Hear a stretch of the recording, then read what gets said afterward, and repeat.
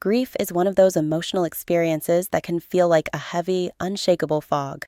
If someone close to you is mourning the loss of a loved one, you might find yourself wondering, how can I help them through this? It's natural to want to ease their pain, but knowing what to say or do can feel tricky. The truth is, supporting someone who's grieving requires patience, empathy, and understanding that their grief is as unique as they are. Psychologically, grief is often viewed through the lens of Elizabeth Kubler-Ross's famous 5 stages: denial, anger, bargaining, depression, and acceptance. While these stages aren't linear, they provide insight into how a person might move through the grieving process. What's important to remember is that their journey through grief will be unpredictable. There will be good days, and there will be really hard ones. But with the right support, they don't have to go through it alone. When someone you love dies, the world becomes a different place, says psychologist and grief expert Dr. Alan Wolfelt. It's not just about offering words of comfort, but also creating a space where they feel heard, understood, and loved.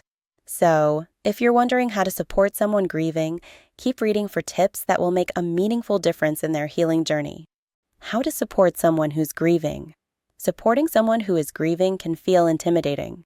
Grief isn't something we can fix, but we can certainly help ease the burden.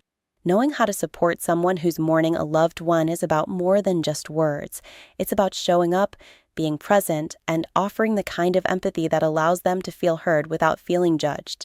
If you're asking yourself, what can I say to someone who lost a loved one? Or, how can I help someone grieving? The answer lies in understanding that grief doesn't follow a script. It's messy, complicated, and intensely personal. But even in the chaos, your support matters. There are no one-size-fits-all solutions when it comes to grief. However, there are certain core principles that apply universally. Dr. Alan Wolfelt, a renowned grief counselor, suggests that the most important thing we can offer someone who's grieving is simply our presence. Grief is not something to be fixed. It's something to be witnessed, he says. This is key. Just being there, whether it's physically, emotionally, or even virtually, makes a world of difference. Another essential element is acknowledging the person's pain without minimizing it.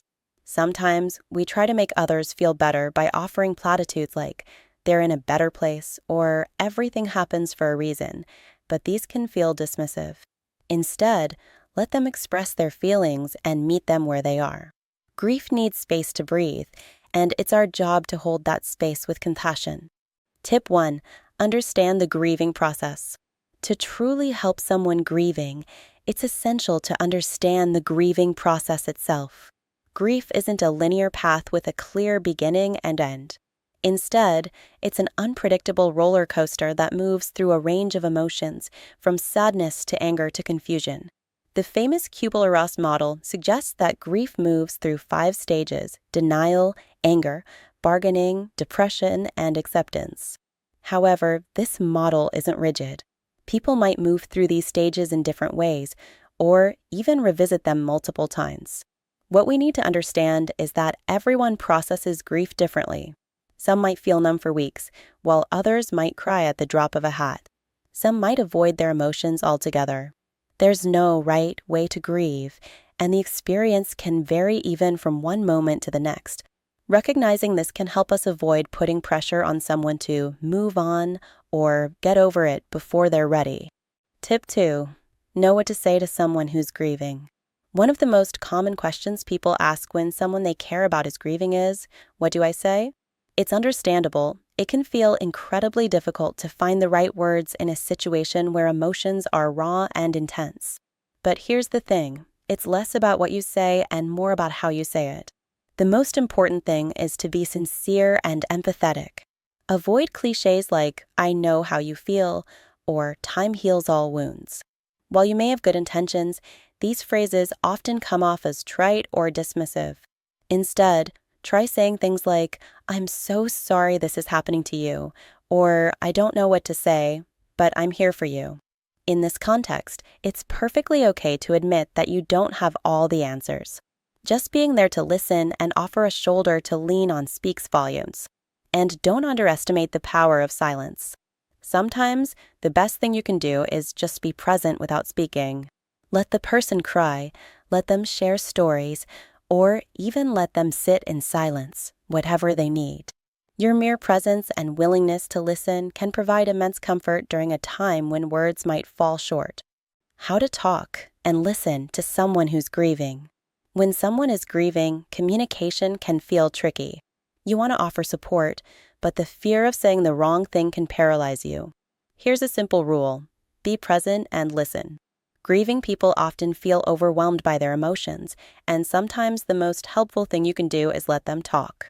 You don't need to have all the answers. In fact, most grieving people don't need solutions. They need someone who will listen without judgment or interruption. Active listening is a key part of supporting someone who is grieving. This means not only hearing their words, but also paying attention to their feelings and body language. Reflect back what they're saying by saying things like, "That sounds really tough," or "I can't imagine what you're going through." This lets them know they're being heard, and it helps validate their emotions. As grief can feel isolating, knowing someone is truly listening is one of the most comforting things you can do. But listening isn't the only important part of communication. Grieving people also need to feel that they have space to express their feelings. Offer them this space by saying, "I'm here if you want to talk," and then follow through. Don't rush the conversation.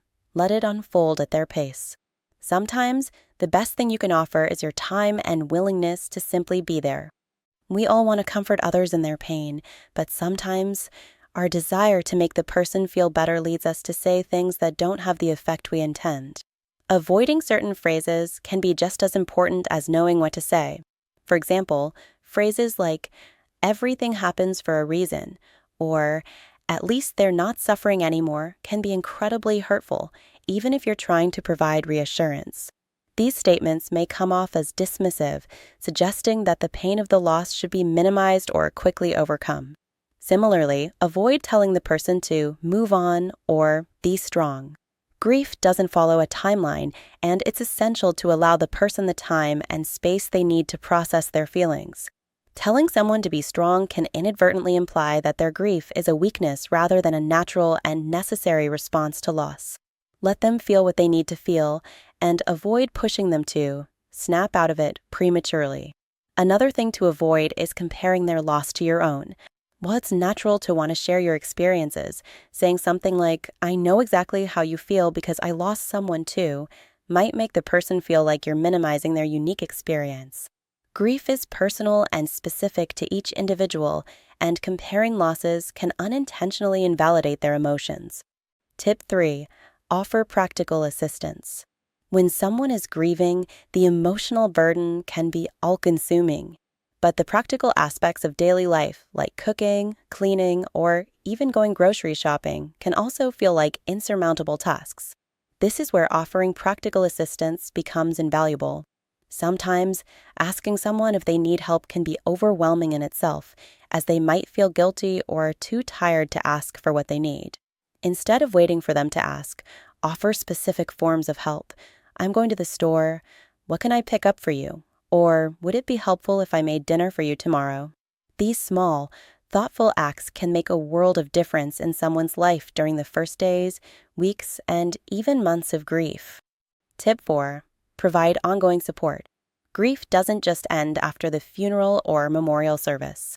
In fact, it's often in the weeks and months following the loss that people feel most isolated. At first, there's an outpouring of support. Friends, family, and coworkers all rally around to help. But as time passes, that support often fades, and the grieving person is left to navigate their feelings alone. That's why providing ongoing support is crucial. Grief doesn't have a clear expiration date, and neither should your presence. Check in regularly. A simple text message saying, "I'm thinking of you today," can go a long way. For someone grieving, even small gestures of support can make them feel cared for. Don't expect them to reach out to you. Sometimes they just need you to reach out to them.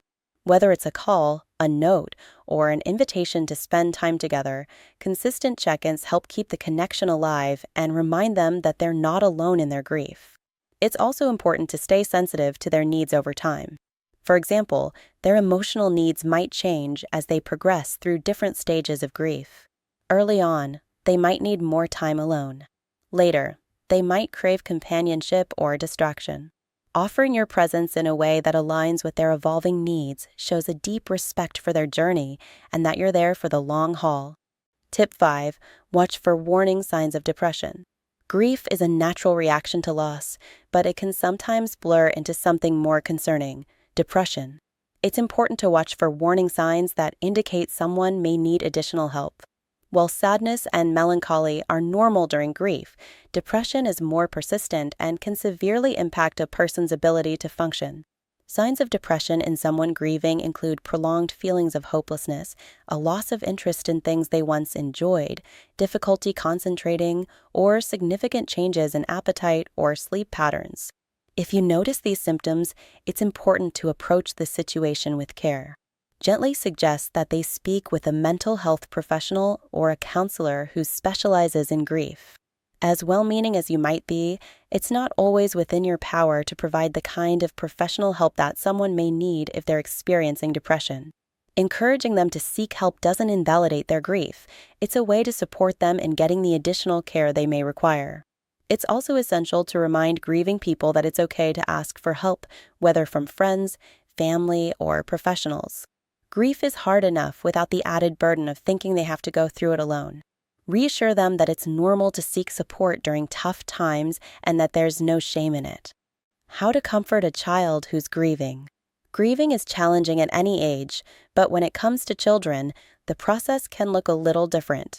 Children often don't have the words to express their sadness or confusion, so their grief might come out in unexpected ways, acting out, withdrawing, or even regressing to earlier behaviors like thumb-sucking or bedwetting. It's important to approach grieving children with patience and understanding, creating a safe space where they can process their emotions without feeling pressured to act a certain way. One of the most important things you can do for a grieving child is to be honest and clear about what has happened. Use language that is age-appropriate and be prepared to answer their questions honestly. Children often sense that something is wrong but might not fully understand what it means. Reassure them that it's okay to be sad, angry, or even confused. It's also important to let them know that it's okay to talk about their loved one and to remember them in their own way, whether it's through drawing pictures, telling stories, or keeping mementos. Routine and stability are also critical for grieving children. The loss of a loved one can leave them feeling insecure, so maintaining familiar routines can provide a sense of comfort and safety. At the same time, be sure to check in with them regularly and let them know you're there if they want to talk or need a hug. Finally, don't underestimate the power of play. For children, play is a way of processing emotions, and it's often through play that they can begin to make sense of their grief. Encourage them to express themselves through their favorite activities, whether it's drawing, playing with toys, or simply spending time with a trusted friend. By supporting a grieving child in these ways, you help them build resilience and find their way through the pain. When a child experiences loss, it can be incredibly confusing and overwhelming for them. Their emotional world is still developing, and they may not have the coping tools that adults do. As adults, it's our role to provide a foundation of support, understanding, and stability. Children grieve differently than adults, often bouncing between emotions like sadness, anger, guilt, or even relief. They may act out or become withdrawn, and it's important to recognize that these behaviors are part of their way of processing the loss. One of the most essential things you can do is to provide reassurance. Tell them that their feelings are valid, even if they don't understand them fully. It's okay for a child to cry, to ask repetitive questions about the person they've lost, or even to express anger. Let them know they're not alone and that you're there to listen whenever they need to talk. Children need to feel safe to express themselves, and they need to know that it's okay to grieve in their own way. While it's essential to be open and honest with a grieving child, you should also gauge the level of detail in your explanations. Avoid overwhelming them with too much information, and instead, allow them to ask questions as they come up. Simple, clear, and age-appropriate answers are best. Children can handle more than we think, but they process loss in stages, just like adults. It's not uncommon for children to go through phases of grieving, sometimes feeling sadness and other times being almost completely unaffected. The grieving process for children may come in waves, with periods of calmness followed by emotional outbursts. Providing emotional space and time is key. Another important element is maintaining routine. For children, the loss of a loved one can make their world feel unstable. Routines, whether it's a regular bedtime, daily school schedule, or weekend activities, help restore a sense of normalcy. While routines provide comfort, it's also important to include opportunities for the child to remember and celebrate their loved one. Encourage them to express their emotions through creative outlets like drawing, writing, or crafting memory boxes where they can keep mementos of their loved one close. Lastly, support from other trusted adults and peers can make a big difference.